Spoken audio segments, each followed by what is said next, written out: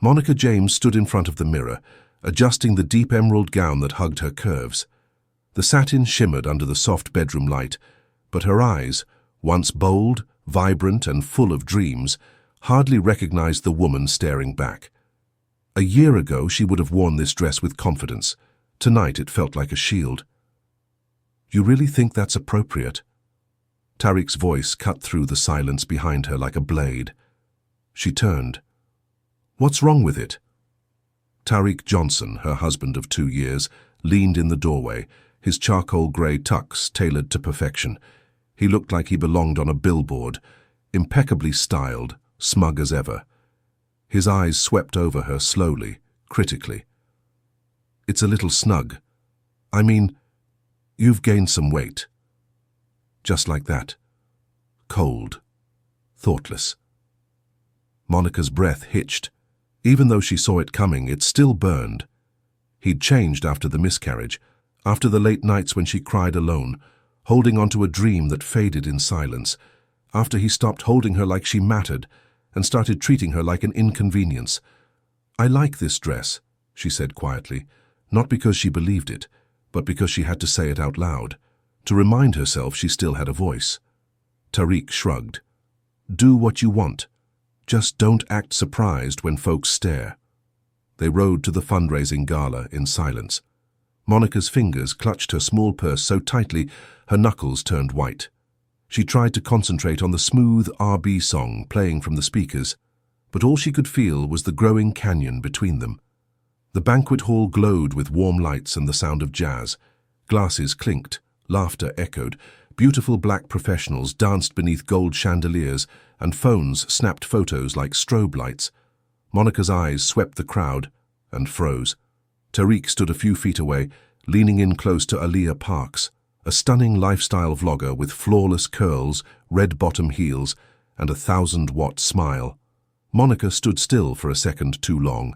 Aaliyah's glossy nails traced the edge of Tariq's sleeve as she laughed, bright, a little too familiar. And Monica.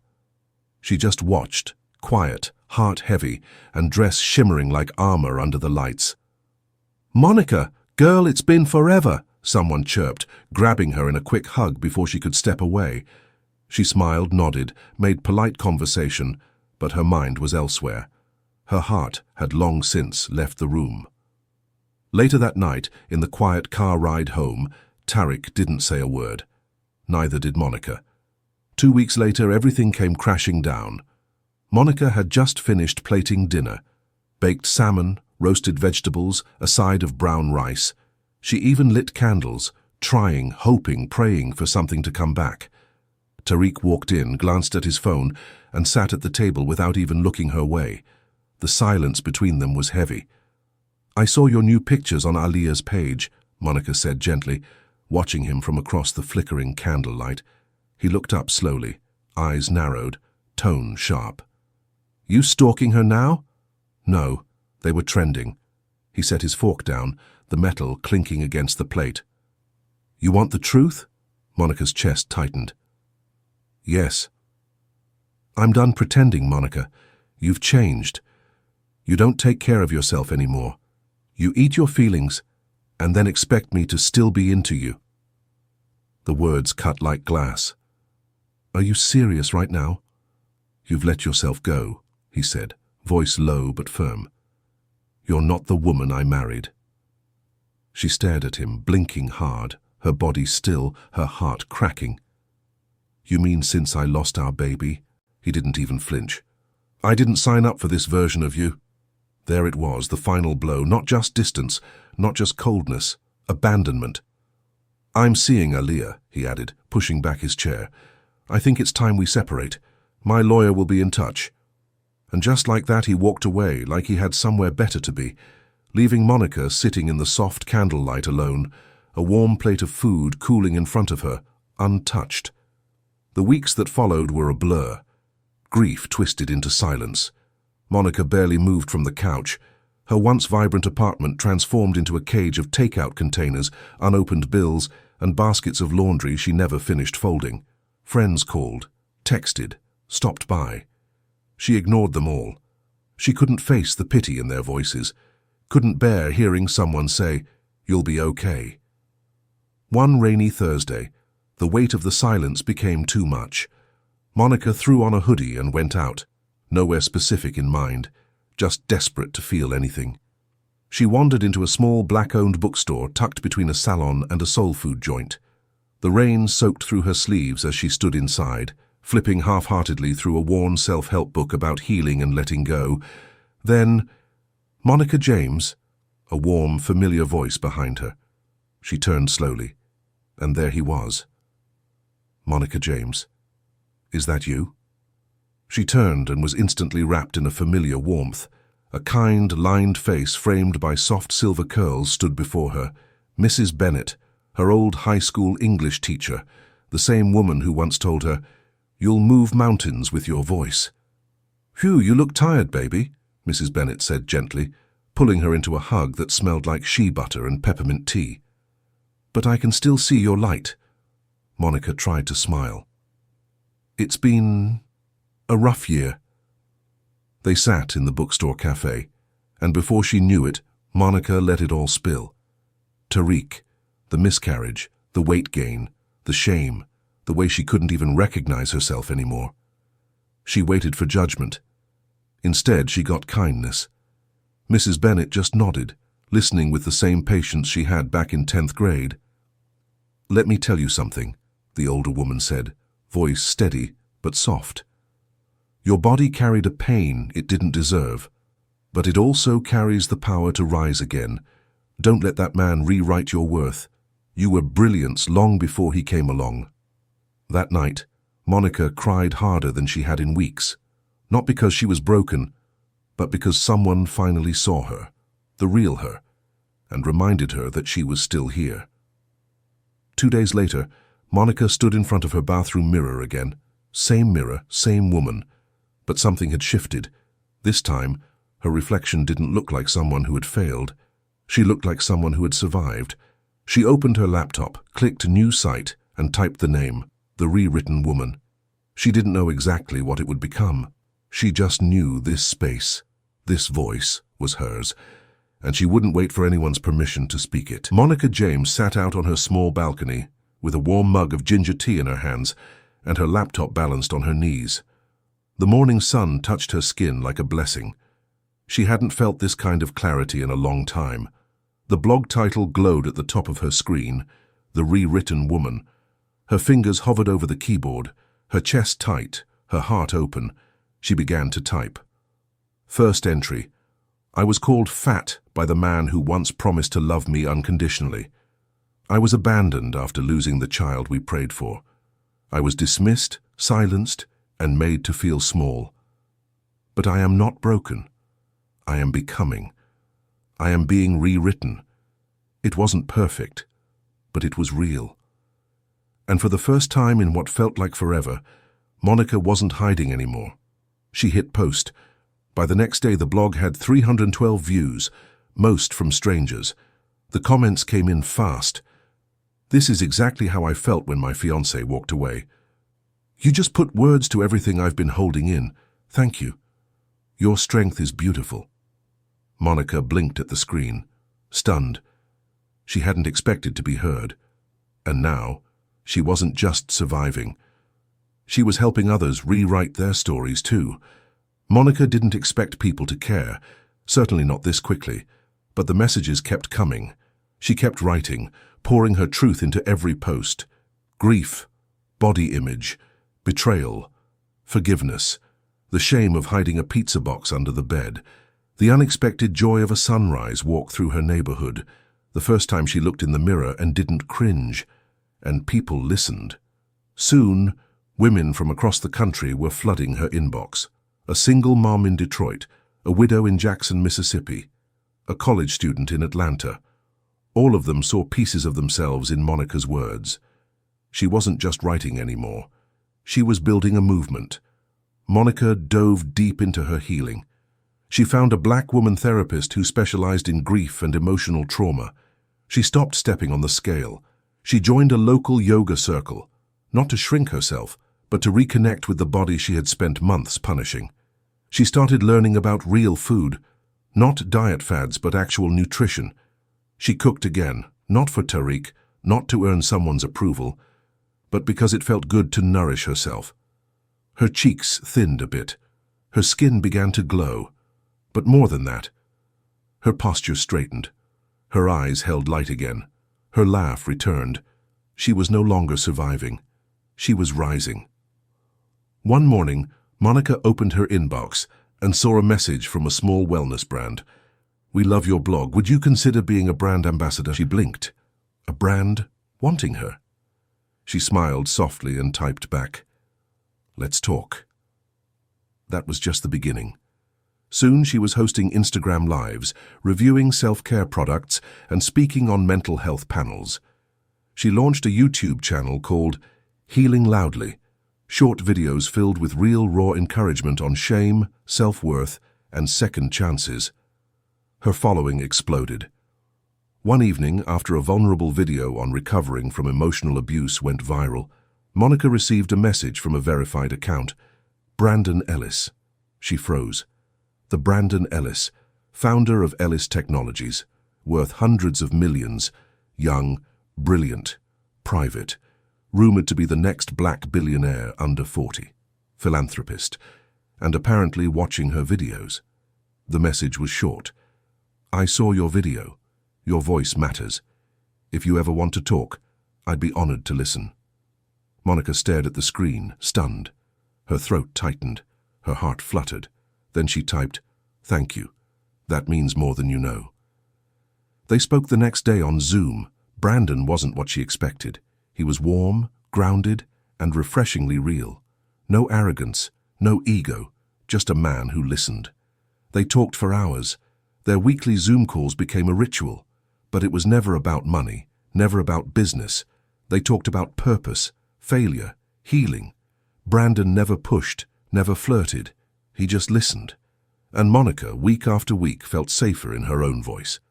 One afternoon, after an hour of laughing about 90s R&B and childhood dreams, Brandon asked gently, "Would you ever consider speaking at the Empower Her Summit? We sponsor it every year. I think your story would change lives." Monica paused. Public speaking had always scared her, but there was a new voice inside now, no longer the one that used to shrink and apologize. This one whispered, "Why not?" She took a breath and said, "Yes." The Empower Her Summit was held at a grand hotel in Miami. Monica stood backstage, palms sweating, knees shaking, wrapped in a cream-colored power suit. Her natural curls framed her face like a crown. The crowd was massive. Cameras flashed. People leaned forward in their seats. She stepped onto the stage, heart thundering. Then she spoke. "2 years ago, I was abandoned by the man I loved after I gained weight, grieving the loss of our child. I thought my story ended there, but I was wrong. Pain didn't destroy me. It rewrote me, and this time, I chose the pen." When she finished, the room rose to its feet. Some people clapped, others wiped away tears. Monica blinked through her own, overwhelmed. Backstage, Brandon waited for her, eyes shining with pride. He pulled her into a warm, quiet hug. "You didn't just speak," he whispered. "You set people free." Monica smiled, radiant. "I freed myself too." Meanwhile, Tariq Johnson was unraveling. What began as a high-speed, high-aesthetic relationship with Aaliyah Parks had turned into a reality show disaster. Her ego clashed with his entitlement. She dragged him to influencer events, mocked him on live streams for being too boring, too stuck up, and emotionally flat. She spent money like it was endless. And Tariq, once so used to being praised, now found himself constantly criticized, ridiculed, and side-eyed. Then came the night, a screaming match in their penthouse, a slammed door, a cryptic breakup tweet, "Energy too dry, I need soul, not spreadsheets." Single again. The internet ate it up. Within 48 hours, tabloids exploded. Aaliyah Parks dumps Wall Street Tariq. He was emotionally bankrupt too. Tariq was humiliated. His phone buzzed non-stop with calls he didn't want to answer. But what truly shattered him wasn't the headlines. It was a scroll through Instagram the next morning. And there she was, Monica James, standing tall on stage, radiant in her cream suit, commanding a full ballroom. Her arms looked strong, her smile effortless, her eyes powerful, free. The caption read, "She was once broken. Now she builds empires." His stomach dropped. He clicked on her profile. Millions of followers, a best-selling book, partnerships, interviews, podcast features, TEDx talk announcement. She was everywhere. And not once had she ever said his name. She didn't need to. Her glow said enough. Beyond the curtains of the main stage, Monica James stood still, a mic discreetly clipped to her collar, tablet in hand. Her cream jumpsuit hugged her frame with quiet elegance. Soft curls framed her face. Her presence wasn't loud, but it was undeniable. The Rewritten Woman wasn't just a blog anymore. It was a global brand.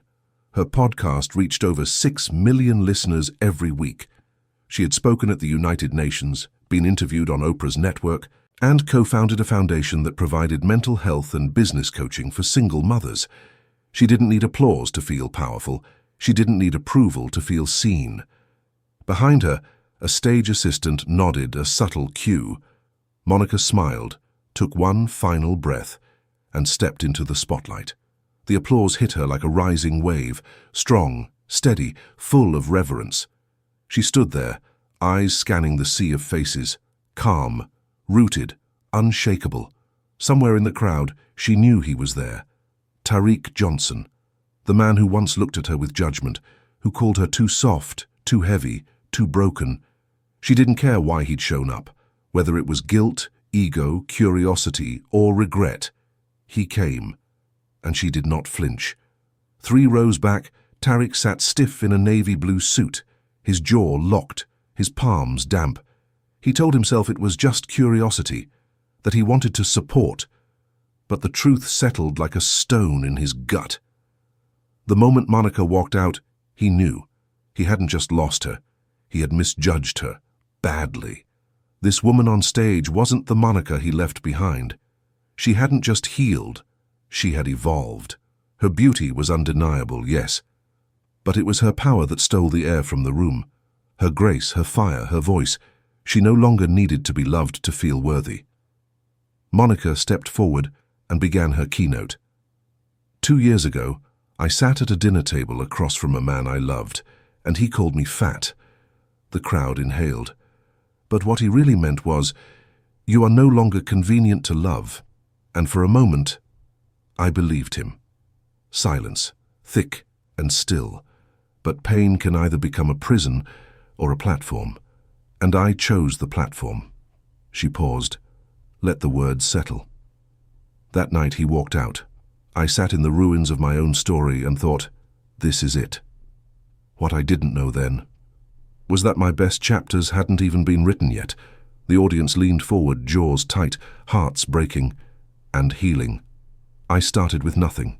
No plan, no confidence, just one question. What if I rewrite this story instead of reliving it? She looked out over the crowd, bodies frozen, eyes locked. That question changed everything. Applause erupted. Some women stood. Others wiped their eyes, clutching their chests. Monica took it in, quietly, humbly. Then her gaze swept beyond the crowd. And there he was. Tariq Johnson. He didn't clap. He didn't smile. He looked shattered. She moved on without blinking. After the event, Monica mingled with attendees, hugging, laughing, holding hands, offering encouragement, pausing for photos. She was flooded with gratitude. Her team handled the press, shielding her from the chaos. But out the corner of her eye she saw him, moving through the crowd with a kind of desperation in his step. Tariq. He reached her, just as she turned toward a quieter hallway. Monica, his voice lower than she remembered. She turned, arms at her sides, posture still and powerful. Tariq. He hesitated. That was incredible. Your speech. Thank you. You've changed. Her smile was calm, but it didn't reach her eyes. You mean I lost weight? He flinched. No, I mean you're stronger. Successful. You look amazing. Monica nodded, slow and unimpressed. Funny. None of those things mattered to you when I was grieving. He looked down, shame flickering across his face. I know, I was awful, shallow. I didn't know how to be there. I didn't know how to deal with what we lost. She raised an eyebrow. You didn't need to deal, Tariq. You just needed to stay. He swallowed hard. I wish I could go back. I really do. I see you now, Monica. What you've become, I miss you. She tilted her head, surprised but not swayed. You miss me? Or the version of me you never thought could exist? He opened his mouth and said nothing, because he had no answer. Her voice softened, but it stayed firm. I used to cry myself to sleep begging to hear those words. Now that I have... It feels like nothing. His lips parted in disbelief. You called me fat. Her voice didn't crack. But what you really called me was unworthy. You left me in pieces, Tariq, and I rebuilt every single one. Not for you, for me. She smiled, genuinely this time. And I'm not available for your closure. She turned and began to walk away. Monica, wait, he called, his voice catching. Do you really feel... nothing? She paused, then turned halfway, just enough. No, she said. I feel grateful. His brow furrowed. Because if you hadn't left, I'd still be shrinking to fit inside your small vision of me. And with that, she walked away. Outside, the city buzzed with late-night life. The air smelled of summer and new beginnings. A sleek black car was waiting by the curb. Monica stepped in, her heels clicking softly. Inside sat Brandon Ellis, already smiling. Not the smile of a man impressed by her shine, but the smile of a man who respected how she got there. How'd it go? He asked, voice smooth and calm. Monica exhaled, unbothered, unburdened. Exactly how it was supposed to. The driver pulled off. The city blurred behind her. Her past stayed where it belonged. Kristen stood quietly in the doorway watching them, a circle of 20-somethings, some laughing through tears, some nodding with clenched fists, each one a mirror of who she once was. The air smelled of lavender and fresh coffee. There was music playing faintly from someone's phone. And in this moment, Kristen felt something rare and full. Stillness.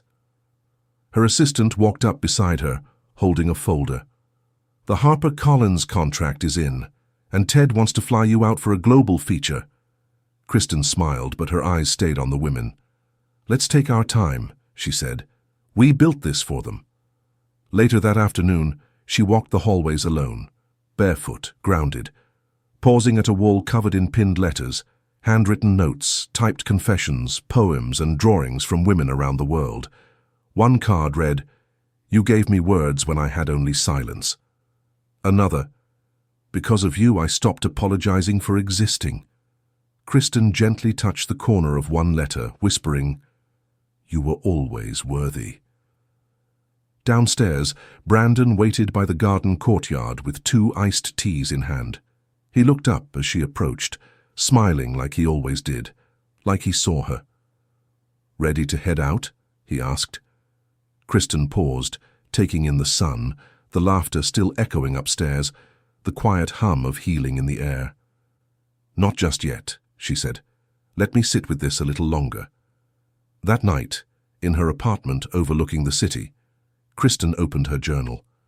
A blank page waited. She didn't write to prove anything now. She wrote to remember, to honor, to release. She wrote, To the woman I became, you didn't rise from the ashes. You walked out of the fire carrying flames in both hands, not to burn down what hurt you, but to light the way for someone else. Somewhere in the city, a woman opened Kristen's book for the first time.